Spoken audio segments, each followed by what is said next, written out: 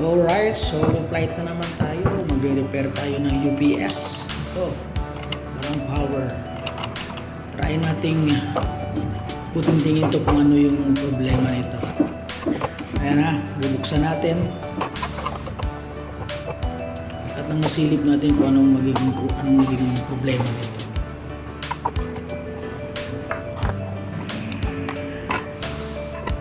Medyo marami-rami ang mga tornilyo nito pero kayang-kaya natin buksan. Ayan na, masisilip na natin. Oops! Parang may nakita na akong ano doon kakaiba. Ayan, sige lang. Kalasin muna natin tong mainboard. Ito natin malalaman yan pagka nakalas na natin yan. Hindi natin makikita yan hanggat hindi natin makalas yung buong board.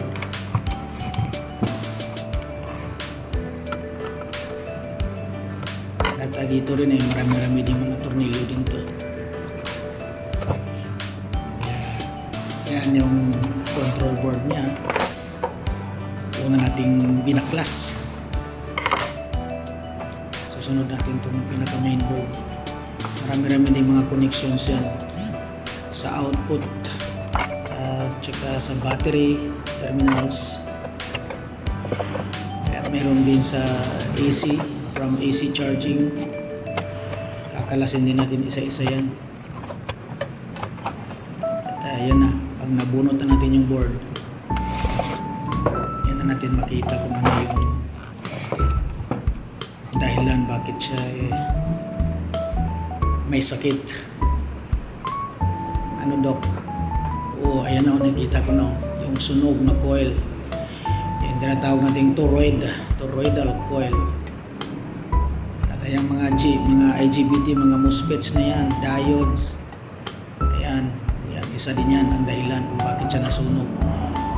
Overloading, yan ang dahilan dyan.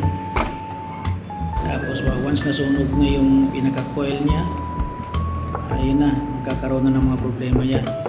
Kaya i-check natin yung IGBT tsaka diode nito ngayon. Malamang shorted yan. Ayan na. Ayan na, shorted na.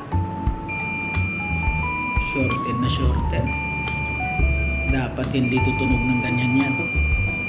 Pag sa tumunog yan, ibig sabihin shorted, may continuity. Dapat mega ohms, kilo ohms yung reading na makuha natin dyan. Kaya, ayan, kalasin na natin yan para mapalitan.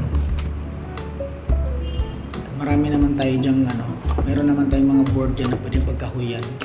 Mangahoy na lang tayo dyan sa mga retired, mga sira-sirang board na may buo pa na mga IGBT MOSFETs. Medyo madugong repair ito. Pero ayos lang yan. Ayan na, nabunot na natin ng MOSFET. Check na natin mismo dito para malaman natin. Ayan, at shorted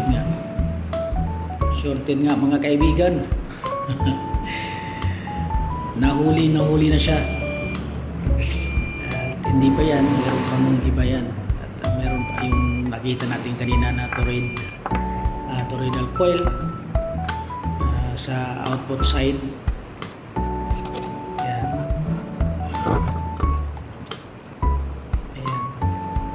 Natin yan, yung sunog na yan, kakalasin natin yan, papalitan din natin yan.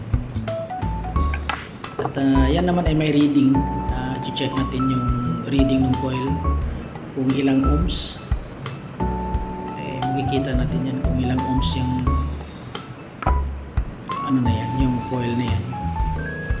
At ang ipapalit natin, marami naman tayo dito. Ayan, board, nakita ko na yung coil na yun. Kakahuyin natin yan. Ayan.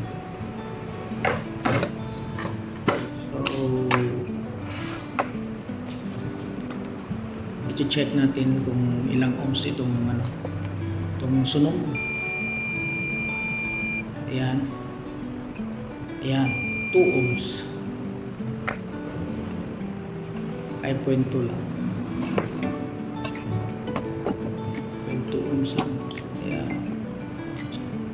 try natin kalasin itong isa kung same sila ng reading.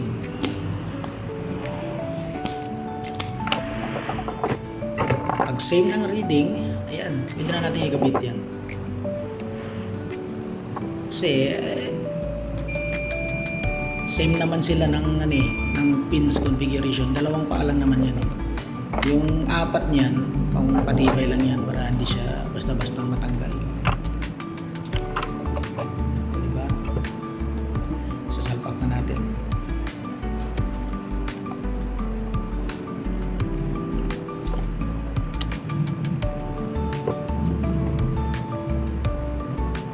Ayan, at binabanatan na. Sinalpak na, hininang na. Ayusin yung paghinang para siguradong hindi mag-loose connection. Kakaroon ng cold solder. Ayan na, at bago na yung kanyang toroidal coil. Anyways, napalitan na nga rin pala natin yung yung IGBT dalawa. Nagkakahoy na rin tayo. At yan ay chine-check na lang natin kung talagang walang shorted. Wala na. So, wala na tayong naririnig na tumutunog dyan. Kaya yan ay yung pinaka niya palatandaan na good na yung board natin. Hihigpitan na lang natin yung bawat tornilyo para sure na tayo dyan. Alright, bilis-bilisan na at nang matesting na natin yan. Ayan, salpakan time na yan. Salpak mo na. Ayan, mamadali na.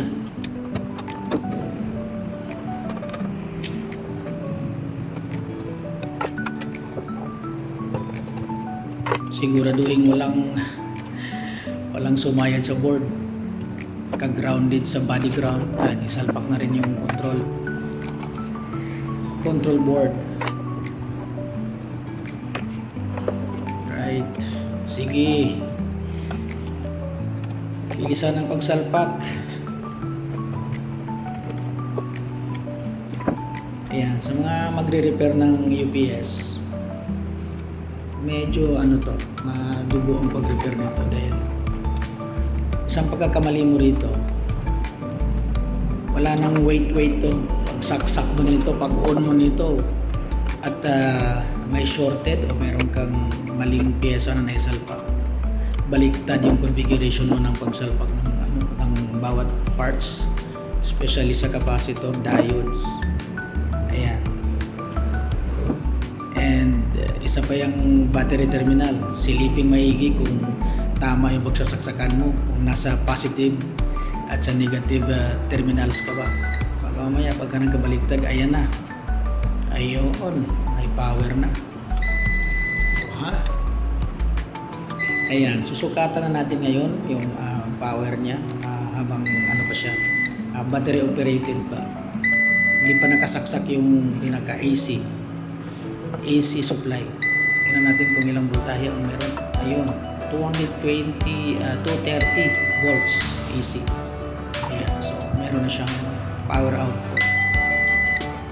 And try natin yan na isaksak yung AC. Sa AC side naman tayo. Try natin kung mag-backup siya or mag-charge. Alright. Ayan. Nag-charge na siya.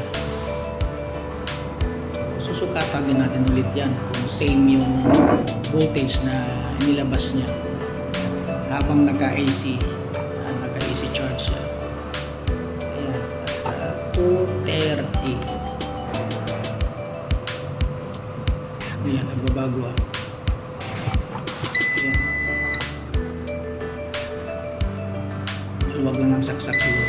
Ayan. 230, then saksak na yung AC. Ayan, hindi nagbabago.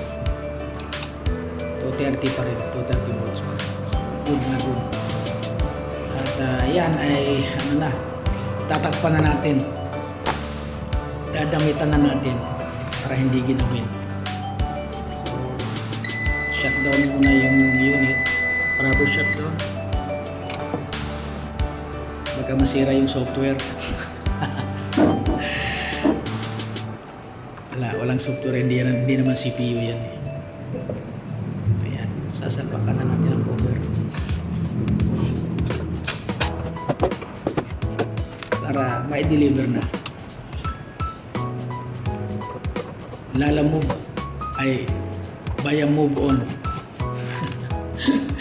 Move it, move on, lalamove. Ayan na. Matutuwa na naman yung kliyente nito. Yung may-ari, matutuwa na naman. Ayan.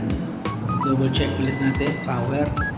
Kasi pag mamaya, may iba kasi na pagka may takip na, may cover na, ay pag power mo eh, biglang sumapo. Ayan, at may power ulit siya. Ayan, susukatan natin ulit. Sasalpak natin yung sa AC niya. Try muna natin. Battery operation muna. Same voltage yung makukuha natin. Ayan, meron siyang 230 volts. Then pagka naka-AC na tayo, same pa rin ulit ang ating nakukuha reading. So ayos na, sure ball na tayo dito. Pwede na itong i-deliver. Ayan, so naka-AC yan. Try natin bunutin yung AC supply. Pag binunot natin yan, magba-battery operation yan.